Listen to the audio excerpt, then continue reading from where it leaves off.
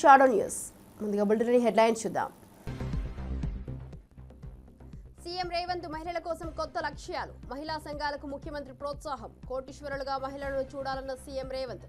మహిళల అభివృద్ధికి సీఎం రేవంత్ కీలక ప్రకటన, మహిళా సంఘాల్లో చేరాలని రేవంత్ పిలుపు.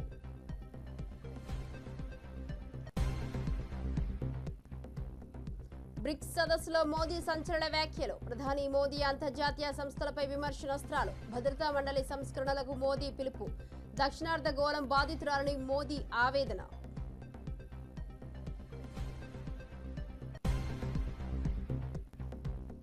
తిరుమలలో గవర్నర్ ఆర్ఎన్ రవి సందర్శన చర్చనీయాంశం, మాజీ డీజీ ఆర్పీ ఠాగూర్ తిరుమల పర్యటన హైలైట్. తిరుమలలో గవర్నర్ రవి ప్రత్యేక పూజలు, కళ్యాణోత్సవంలో గవర్నర్ రవి పాల్గొనడం విశేషం, ఠాగూర్ కుటుంబంతో తిరుమల దర్శనం.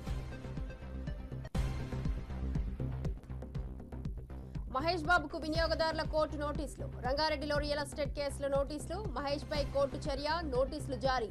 సినీ నటుడు మహేష్ కేసులో కొత్త మలుపు, రియల్ ఎస్టేట్ సమస్యపై వినియోగదారుల కోర్టు చర్య.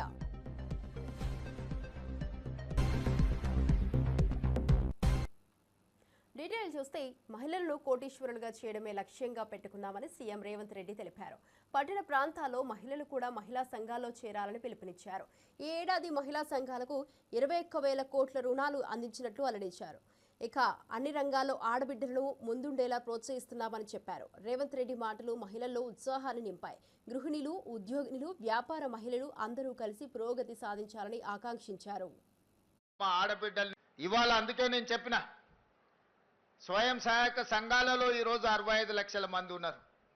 వీళ్ళను 1 కోటి మందికి పెంచాలి, 1 కోటి మందిని కోటీశ్వరులను చేయడమే లక్ష్యంగా పెట్టుకొని ఈరోజు చెయ్యి జాపడం కాదు, 10 మందికి చెయ్యిచ్చి సహాయం చేసే విధంగా మా ఆడబిడ్డల్ని ఆర్థికంగా బలోపేతం చెయ్యాలని, 1 కోటి మహిళల్ని ఈరోజు కోటీశ్వరులుగా చేయాలని మనం నిబంధన పెట్టుకున్నాం.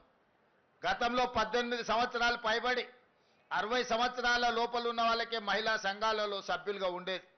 ఇప్పుడు 15 సంవత్సరాలు నిండిన వాళ్లకు ఏ వయసు అయినా సరే మహిళా సంఘాలలో చేరడానికి అవకాశాన్ని కల్పించి ఆ చట్టాన్ని కూడా సవరించి వాళ్ళందరికీ అవకాశాలు కల్పించాలని ఈరోజు పట్టణ ప్రాంతాలలో మహిళా సంఘాలలో సభ్యులు తక్కువగా ఉన్నారు.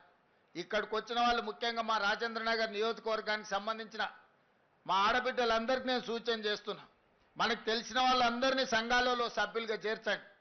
అప్పుడే వాళ్ళు ఆర్థికంగా బలపడడానికి ఈ సంవత్సరమే మనం 21,000 కోట్ల రూపాయలు సంఘాలకు బ్యాంకు లింకేజ్ ఇచ్చినాం మీరు వ్యాపారాలు చేసుకోవడానికి.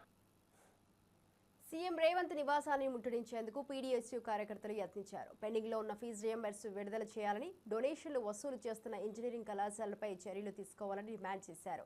ఈ సందర్భంగా ముట్టడికి ప్రయత్నించిన పీడీఎస్యూ కార్యకర్తలను పోలీసులు అరెస్టు చేశారు. అనంతరం వారికి జూబ్లీహిల్స్ పీఎస్కు తరలించారు.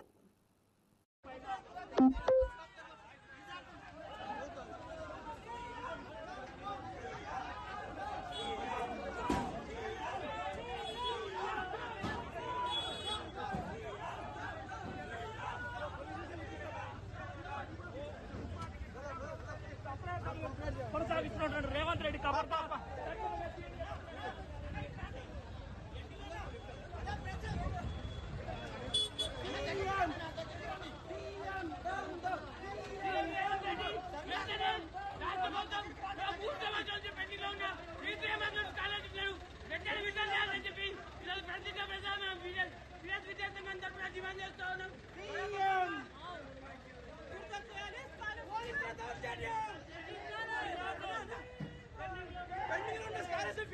విడుదల చేయాలని ఈరోజు పీడీఎస్ రాష్ట్ర కమిటీ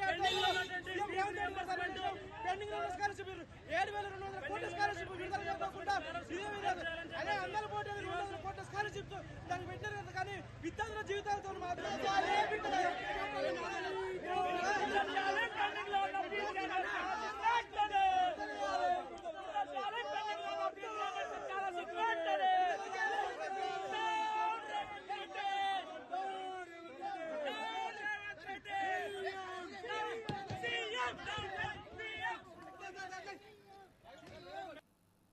వన మహోత్సవాన్ని ఒక ఉద్యమంలో ముందుకు తీసుకువెళ్లాలని మంత్రి కొండా సురేఖ పిలుపునిచ్చారు.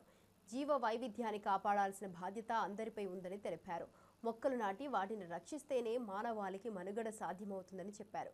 మనం మొక్కలు నాటితే మన తర్వాత తరాలకు కూడా ఉపయోగకరమని మంత్రి సురేఖ అభిప్రాయపడ్డారు. మన సీఎం గారి చేతుల మీదుగా వన మహోత్సవ కార్యక్రమాన్ని ప్రారంభించుకున్న శుభ సందర్భంలో వేదిక మీద ఉన్నటువంటి పెద్దలకు, మన అన్న రేవంత్ రెడ్డి అన్నకు, అదేవిధంగా వచ్చిన అతిథులకు, అధికారులకు మరియు పత్రికా మిత్రులకు, నాయకులకు, కార్యకర్తలకు అందరికీ నా హృదయపూర్వక నమస్కారం. మరి వృక్షో రక్షిత రక్షితః అనేది మనందరికీ కూడా పూర్వకాలం నుంచి పెద్దలు చెప్పినటువంటి విషయం. చెట్టును మనం రక్షిస్తే చెట్టు మనల్ని రక్షిస్తుంది. మరి ఈ రోజుల్లో మనకు ఏదైతే రియల్ ఎస్టేట్స్ వస్తూ ఉన్నాయో దానివల్ల మనం చెట్లను నరకడం వలన ఈ గ్లోబల్ వార్మింగ్ అనేది వస్తూ ఉంది. ఈరోజు భూకంపాలు రావడం కానీ, సునామీలు రావడం కానీ, ఇవన్నీ కూడా మనం చెట్లు మరి నరకడం వల్లనే వర్షాలు సకాలంలో రాకపోవడం, ఇటువంటి ఇబ్బందులు జరుగుతూ ఉన్నాయి. ముఖ్యంగా అడవుల్లో చెట్లను నరికితే ఈరోజు అక్కడ ఉన్న కోతులు మనకొచ్చి మన ఊర్ల మీద పడుతున్నాయంటే వాటికి అక్కడ తిండి లేకపోవడం వలన. కాబట్టి మనం చెట్లను నరకడం మానేయాలని, చెట్లను పెంచడం నేర్చుకోవాలి. ఎందుకంటే మనం పెంచిన చెట్లు మనల్ని కాపాడుతాయి. మన భవిష్యత్తు తరాలకు కూడా అవి తప్పకుండా వాళ్ళకు ఉపయోగపడతాయి. ముఖ్యంగా బయోడైవర్సిటీ అనేది మనం రక్షించబడుతుంది. ఎందుకంటే జీవజాలం అనేది బతకాలి అంటే చెట్లు తప్పనిసరిగా ఉండాల్సిన అవసరం ఉన్నది. కాబట్టి మనం చెట్టు అవసరాన్ని గుర్తించుకొని మనం చెట్టును పెంచి మరి పెద్ద చేసి మనల్ని మనం రక్షించుకోవాలి. మన సమాజాన్ని, మన భవిష్యత్తు తరాలను కూడా రక్షించాలి. దాంట్లో ప్రతి ఒక్కరూ పాత్రదారులు కావాలి. మనిషి ఒక చెట్టు నాటినా కూడా సరిపోతుంది. మరి ఈసారి మా పీసీసీఎఫ్ గారు అన్నట్టుగా 100% రీచ్ కావడానికి ప్రతి ఒక్క డిపార్ట్మెంట్ కూడా సహకరించాలని తెలియజేసుకుంటూ, ఇక్కడ వచ్చిన మీరందరూ కూడా దీన్ని ఒక ఉద్యమం లాగా ముందుకు తీసుకెళ్లి మనం 100% రీచ్ అయ్యే విధంగా మీరు మొక్కలను నాటి ఈ యొక్క మరి మన భౌగోళిక పరిస్థితులను బాగుపరచాలని చెప్పి. స్వర్ణకారులపై వేధింపులు మానుకోవాలని ఎమ్మెల్సీ కల్వకుంట్ల కవిత అన్నారు. కేసులకు భయపడి స్వర్ణకారులు ఆత్మహత్యలు చేసుకోవద్దని సూచించారు. బంగారం వృత్తి చేసుకునే వారికి ప్రభుత్వం రుణాలు అందించాలని డిమాండ్ చేశారు. కార్పొరేట్ సంస్థలతో పోటీ పడేలా విశ్వకర్మలకు చేయూతనివ్వాలని కోరారు. ఇక ఈ ప్రకటనతో స్వర్ణకారుల సమస్యలపై ప్రభుత్వం దృష్టి సారించే అవకాశాలున్నాయి. ప్రభుత్వం ముందు కొన్ని డిమాండ్స్ పెట్టాలనుకున్నాను. ప్రధానంగా స్వర్ణకార వృత్తిలో ఉన్నటువంటి అనేక మంది ఆత్మహత్యలకు సంబంధించినటువంటి అంశాలు ఈ మధ్య పత్రికలలో, టీవీ ఛానల్లో చూసి చాలా బాధపడుతూ వచ్చాము. వాస్తవానికి విశ్వకర్మలందరూ వారి చేతి వృత్తులన్నీ కూడా తెలంగాణకే కాదు యావత్ భారతదేశానికి ఊపిరిపోసినటువంటి వృత్తి పనులు ఇవన్నీ కూడా. అవన్నీ నెమ్మదిగా కార్పొరేట్ సంస్థలు వచ్చిన తర్వాత మరి మరుగున పడుతూ వచ్చినటువంటి విషయం మనందరం కూడా గమనిస్తున్నాము. కానీ మన భారతదేశంలో బంగారానికి ఉండేటటువంటి ప్రాధాన్యత, నగలకు ఉండేటటువంటి పవిత్రత, వీటితోని స్వర్ణకార వృత్తిలోకి కేవలం స్వర్ణకారులే కాకుండా గౌడ్స్ కావచ్చు, వైశ్యాస్ కావచ్చు, అనేకమైన ఇతరులు కూడా వచ్చి చాలా చోట్ల బంగారు షాపులు పెట్టుకోవడము, నగలకు సంబంధించిన వ్యాపారాలు చేయడాన్ని మనం చూస్తూ వస్తున్నాము. అయితే పెద్ద పెద్ద సంస్థలు, మలబార్ లాంటి సంస్థలు, ఇంకోటి పెద్ద సంస్థలు వచ్చినటువంటి నేపథ్యంలో, రెడీమేడ్ షాపులు వచ్చినటువంటి నేపథ్యంలో స్వర్ణకారులకు వారి జీవనము నడవడమే ఇబ్బందిగా జరుగుతున్నటువంటి పరిస్థితిని కూడా మనం గమనిస్తున్నాం. అయినా ఒక మహిళగా ఒక మెట్టెలు చేయించాలన్నా, ఒక మంగళసూత్రం చేయించాలన్నా మనం ఇప్పటికి కూడా స్వర్ణకారుల దగ్గరికే పోతాం తప్పితే బంగారం షాపుకి పోయి కొనుక్కోవాలని అనుకోము. కాబట్టి ఇంత పవిత్రమైనటువంటి వృత్తి, ఆ వృత్తి చేసేటటువంటి వారందరినీ, వారి కుటుంబాలని కాపాడుకోవాల్సినటువంటి బాధ్యత మనందరి మీద కూడా ఉన్నది. ముందుగా స్వర్ణకారుల మిత్రులందరినీ కూడా నేను కోరుతా ఉన్నాను, ఏ సమస్య కూడా జయించలేనిది కాదు. మనందరం కలిసికట్టుగా ఉండి జయిద్దాం. దానికి సంబంధించి మీరు మనసు బాధపట్టుకోకండి, ఆత్మహత్యలకు మాత్రం మీరు వెళ్ళొద్దండి. సైనైడే ఇవాళ పెరగన్నమయ్యేటటువంటి పరిస్థితి మరి స్వర్ణకారుల విషయంలో జరుగుతున్నది. చాలా బాధాకరంగా ఉన్నది. మీ అందరినీ నేను రిక్వెస్ట్ చేస్తూ ఉన్నాను. నేను ఎంపీగా ఉన్నప్పుడు మా నిజామాబాద్ జిల్లాలో ఈ యాక్ట్ 411 ఏదైతే ఉందో అది పెట్టకుండా దొంగ బంగారం కేసులో ఈ స్వర్ణకార వృత్తులు చేసేటటువంటి వాళ్ళను పోలీసులు ఇబ్బంది పెట్టకుండా నా వంతు ప్రయత్నం నేను ఆనాడు చేయడం జరిగింది. కానీ ఇవాళ ఇది రాష్ట్ర వ్యాప్తంగా చాలా పెద్ద ఎత్తున జరుగుతున్నది. ఈవెన్ ఏపీ, తెలంగాణ 2 రాష్ట్రాల్లో కూడా చాలా పెద్ద ఎత్తున ఈ సమస్య ఉన్నది. ఈ సమస్య పరిష్కారం అయ్యే విధంగా నేను ఇవాళ ఒక ఎమ్మెల్సీగా ఉన్న ఒక బాధ్యతాయుతమైనటువంటి సంస్థ జాగృతి నడుపుతున్నటువంటి వ్యక్తిగా, బీసీ ఉద్యమంలో మరి పోరాటం చేస్తున్నటువంటి ఒక వ్యక్తిగా మీ అందరికీ నేను అండగా ఈ యాక్ట్ 411 సవరించేంత వరకు కూడా పోరాటం చేస్తానని ఈ సందర్భంగా మీ అందరికీ తెలియజేస్తూ ఉన్నాను. మీరు మానసికంగా ధైర్యంగా ఉండండి. ఎట్ ద సేమ్ టైం నేను ప్రభుత్వాన్ని కూడా డిమాండ్ చేస్తూ ఉన్నాను, పోలీసులు తమ పని సులువు చేసుకోవడానికి దొంగ కన్నా ముఖ్యంగా వెళ్ళి స్వర్ణకారులను పట్టుకోవడం జరుగుతూ ఉన్నది. ఇది వారి ఆత్మగౌరవానికి సంబంధించినటువంటి అంశం, వారి కుటుంబ భద్రతకు సంబంధించినటువంటి అంశం. కాబట్టి పోలీసు వాళ్ళు చాలా సున్నితంగా ఈ వ్యవహారాన్ని డీల్ చేయాలని చెప్పి కూడా నేను కోరుతా ఉన్నాను. ఎట్ ద సేమ్ టైం మనం అభివృద్ధి కోసం కూడా చాలా ప్రయత్నం చేయాలి. కాంగ్రెస్ పార్టీ కామారెడ్డి డిక్లరేషన్లో వృత్తి పనిదారులందరికీ కూడా ప్రతి జిల్లా హెడ్ క్వార్టర్లో 5 ఎకరాల స్థలం ఇచ్చి షాపింగ్ మాల్స్ కట్టిస్తామని చెప్పడం జరిగింది. అట్లానే పర్టికులర్లీ స్వర్ణకారులకు సంబంధించి అనేకమైన స్కీమ్స్ ఇస్తామని చెప్పడం జరిగింది. ఆ స్కీమ్స్ అమల్లోకి తీసుకొచ్చినట్టయితే మన స్వర్ణకారుల బిడ్డలు కూడా కార్పొరేట్ సంస్థలకు తీసిపోని విధంగా ధీటుగా మంచి మంచి బ్రాండ్స్ను కూడా నిర్మించేటటువంటి సత్తా ఉన్నవాళ్ళు. సెంటిమెంటలీ మాకు మహిళలందరికీ స్వర్ణకారులే కావాలి కాబట్టి స్వర్ణకారులు చేసే వృత్తిలో ప్రభుత్వం తోడ్పాటు అందించాలని చెప్పి సుపరిపాలన తొలి అడుగు ఇంటింటికి తెలుగుదేశం కార్యక్రమంలో ఎమ్మెల్యే వేమిరెడ్డి ప్రశాంతి రెడ్డి అన్నారు. ఇక ఏడాదిలో 80% హామీలు అమలు చేశామని, ప్రజలతో మమేకమవుతూ అభివృద్ధి సంక్షేమం గురించి వివరించాలని సూచించారు. కార్యకర్తలే తెలుగుదేశం పార్టీ బలమని చెప్పారు. మెగా డిఎస్సి ద్వారా కొత్తగా 16,347 మంది టీచర్స్ రిక్రూట్ చేస్తున్నామని, మంత్రి లోకేష్ సారథ్యంలో విద్యారంగంలో విప్లవాత్మక మార్పులు జరుగుతున్నాయని వివరించారు. ఈ కార్యక్రమం ద్వారా ప్రజలకు ప్రభుత్వం చేస్తున్న కార్యక్రమాలపై అవగాహన కల్పించారు.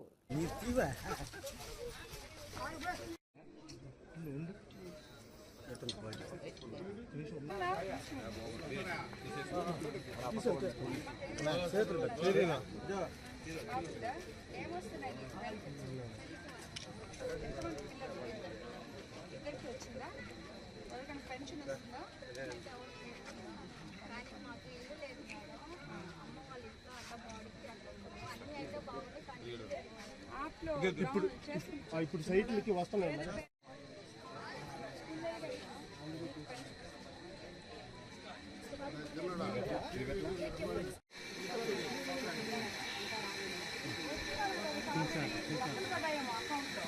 బాబు ఓ బాబు నువ్వు వెనక్కి రా కొద్దిగా అవతల బాబు.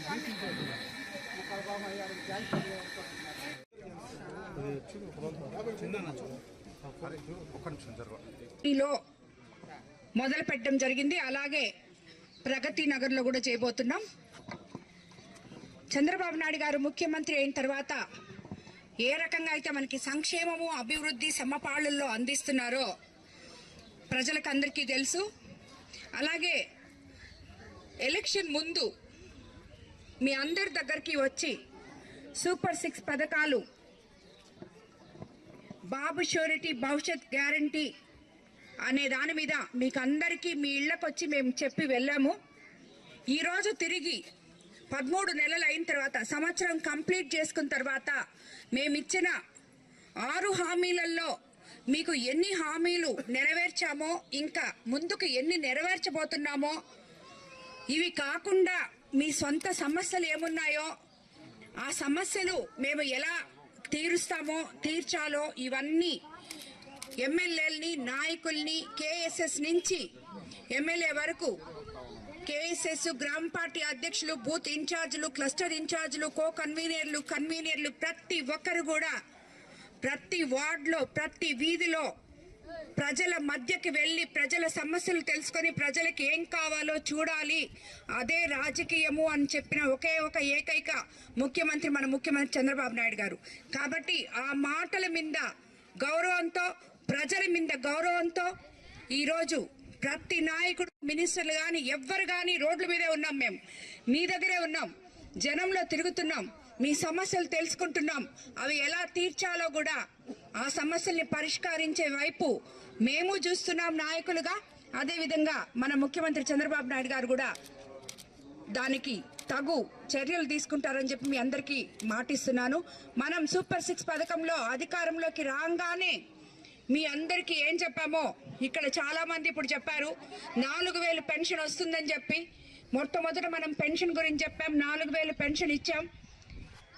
మనం గెలిచిన మొదటి నుంచి రంగారెడ్డి జిల్లా వినియోగదారుల కోర్టు సినీ నటుడు మహేష్ బాబుకు నోటీసులు జారీ చేసింది. ఓ రియల్ ఎస్టేట్ సంస్థకు బ్రాండ్ అంబాసిడర్గా వ్యవహరించిన కేసులో ఆయన 3వ ప్రతివాదిగా ఉన్నారు.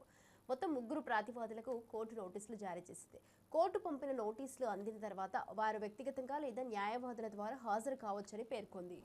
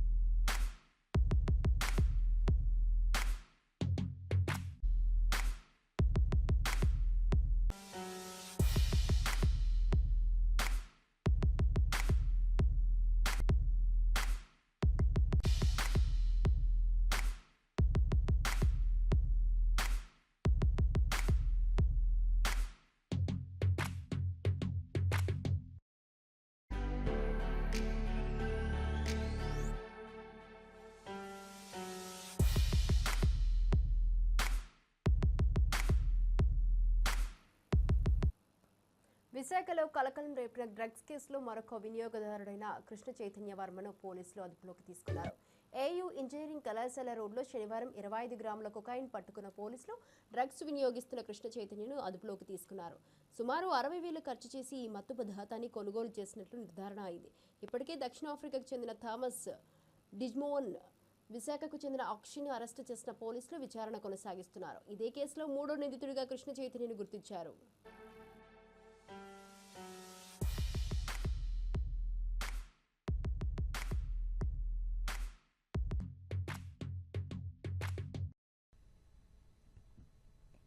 కొకైన్ 25 గ్రాములు దొరికిన కేసులో ఒక ఫారినరు మరియు మన వైజాగ్ అతను ఇద్దరిని నిన్న అరెస్ట్ చేసి జైలుకి పంపించడం జరిగింది. 3 సస్పెక్ట్స్ ఉన్నారు. ఒక అతని మీద కనెక్ట్ అయ్యాడు ఎవిడెన్స్ ద్వారాను. కృష్ణ చైతన్య వర్మ ఎలాస్ కృష్ణ చైతన్య ఎలాస్ చైతన్య, ఇతనిది కోరమన్నపాలెం. అతను ఒక డాక్టర్గా అక్కడ ఉన్నాడు, MBBS చదివాడు. ఆ అక్షయ్ అనే ఎవరైతే ఇంకొక మెయిన్ ముద్దాయి ఉన్నాడో అతనికి ఉన్న వీరిద్దరు కూడా ఈ యొక్క కొకైన్ తెప్పించడం కోసం డబ్బులు ఇతను ఇచ్చాడు. ఇతను కూడా కన్జంప్షన్ చేస్తున్నట్లు కూడా మనకి దర్యాప్తులో నిర్ధారణ అయింది. ఇతని ఫోన్ కూడా సీజ్ చేయడం జరిగింది. అతను చెప్పాడు, ముద్దా చెప్పాడు, ఈయన కూడా ఒప్పుకున్నాడు. 2-3 సార్లు అంతకుముందు తీసుకున్నాడు.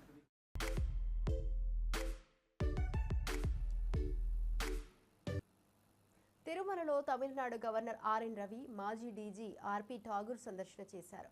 వారు ప్రత్యేక పూజలు నిర్వహించి కళ్యాణోత్సవంలో పాల్గొన్నారు. గవర్నర్ రవి తిరుమల దర్శనం ప్రత్యేకమని భావించారు. ఆర్పి ఠాకూర్ కుటుంబంతో కలిసి స్వామివారిని దర్శించుకుని ఆశీర్వాదం పొందారు. ఆలయ అధికారులు వారు సత్కారం చేశారు. ప్రజలు ఈ ప్రముఖులను చూడటానికి పెద్ద సంఖ్యలో తరలివచ్చారు.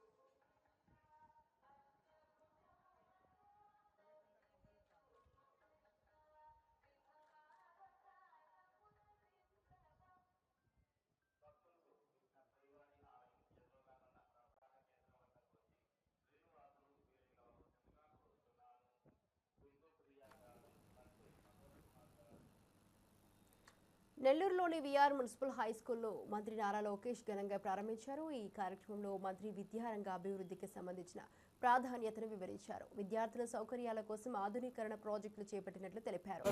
ఈ పాఠశాల పునాదిరాలను పటిష్టంగా నిర్మించేందుకు ప్రభుత్వం కట్టుబడి ఉందని అన్నారు. విద్యార్థులు సమర్థవంతంగా విజ్ఞానం పొందాలంటే మంచి వసతులు అవసరమని పేర్కొన్నారు. పాఠశాల సిబ్బంది, విద్యార్థులు మరి చొరవను ప్రశంసించారు.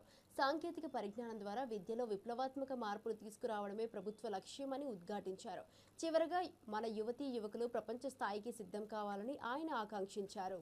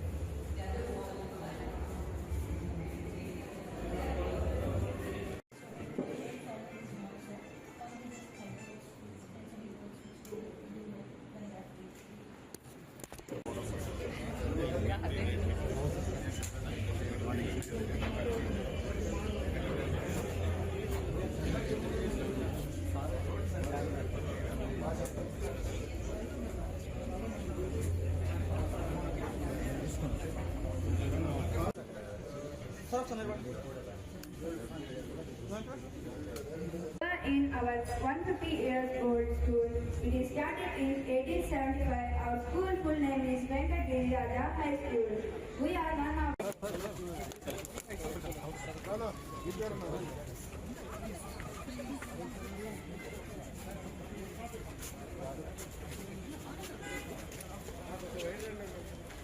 సైడ్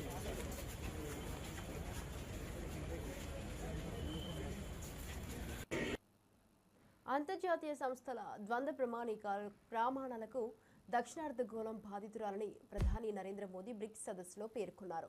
భద్రతా మండలి, WTO వంటి కీలక సంస్థలను ప్రస్తుత అవసరాలకు తగ్గట్టుగా సత్వరం సంస్కరించాల్సిన ఆవశ్యకతను మరోసారి గుర్తు చేశారు. పహల్గాం దాడిని బ్రిక్స్ దేశాలు ముక్తకంఠంతో ఖండించాయి.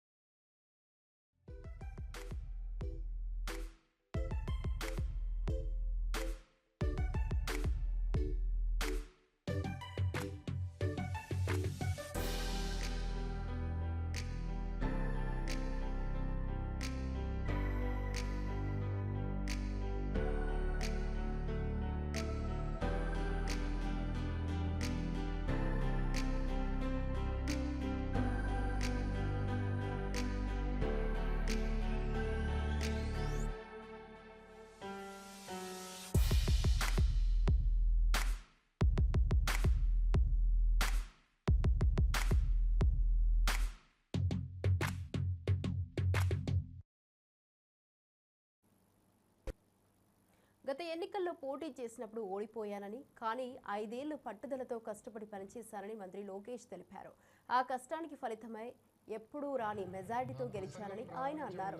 విద్యాశాఖ మంత్రిగా బాధ్యతలు తీసుకునేటప్పుడు కష్టమైన శాఖ ఎందుకు తీసుకున్నారని తనను చాలా మంది అడిగారని లోకేష్ చెప్పారు. అంతకుముందు నెల్లూరులో VR మోడల్ పాఠశాలను మంత్రి లోకేష్ ప్రారంభించి మాట్లాడారు.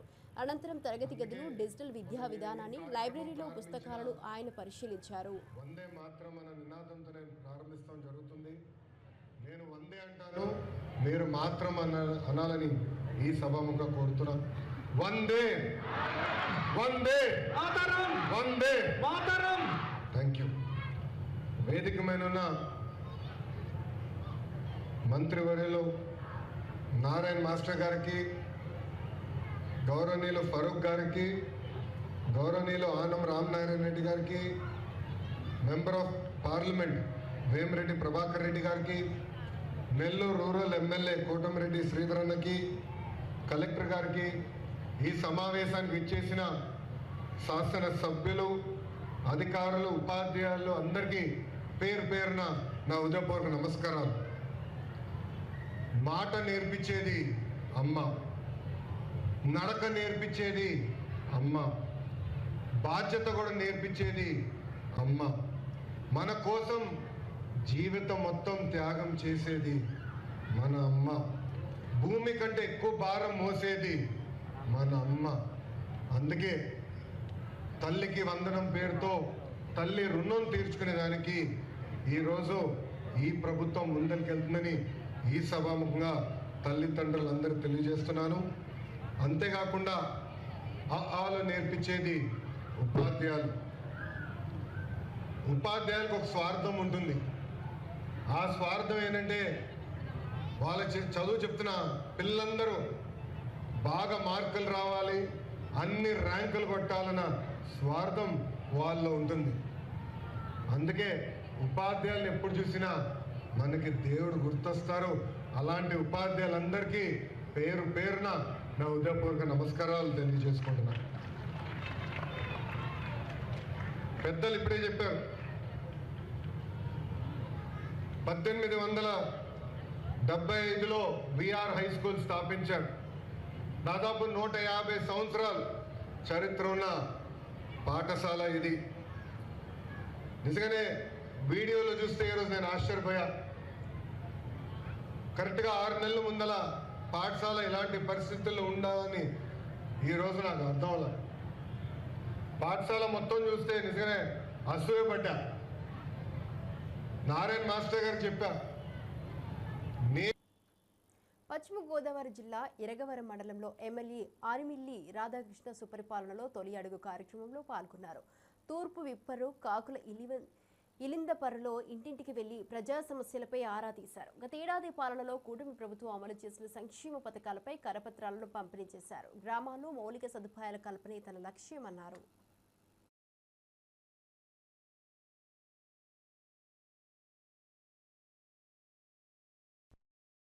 మౌలిక సదుపాయాలని ఇంకా పెద్ద ఎత్తున చేసుకోవాల్సినటువంటి అవసరం ఉంది. ఎందుకంటే గత ప్రభుత్వం పూర్తిగా నిర్లక్ష్యం చేసి గ్రామాల్లో ఉన్నటువంటి రోడ్లు కానీ డ్రైనేజీలు కానీ అదేవిధంగా పారిశుద్ధ్యం కానీ అవన్నీ కూడా పడకేసినటువంటి పరిస్థితి ఉంది. ఈరోజు అటువంటి పరిస్థితి నుంచి మొదటి సంవత్సరం అనేక గ్రామాల్లో ఈ మౌలిక సదుపాయాల కల్పనకి పెద్దపీట వేసి ఎక్కువగా నిధులు కేటాయించడం జరుగుతుంది. ఈరోజు ప్రజలందరూ కూడా గత 5 రోజులుగా ఏ ఇంటికి వెళ్ళినా సరే వారందరూ కూడా తమ ఆనందాన్ని హర్షాన్ని వ్యక్తం చేస్తున్నారు. ఈరోజు ఏ గ్రామానికి వెళ్ళినా అందరూ కూడా వారి సంతోషాన్ని వ్యక్తపరుస్తూనే ఇక్కడ ఉన్నటువంటి సమస్యలను కూడా మా దృష్టికి తీసుకొస్తున్నారు. ఈ కార్యక్రమం ద్వారా రాబోయే రోజుల్లో ఏ గ్రామానికి ఎటువంటి అభివృద్ధి కార్యక్రమాలు చేయాలి, రాబోయే 4 సంవత్సరాలు అనేది కూడా ఒక ప్రణాళిక ప్రకారం అభివృద్ధి చేయడానికి ఈ కార్యక్రమం ఒక వేదికగా ఉపయోగపడుతుంది.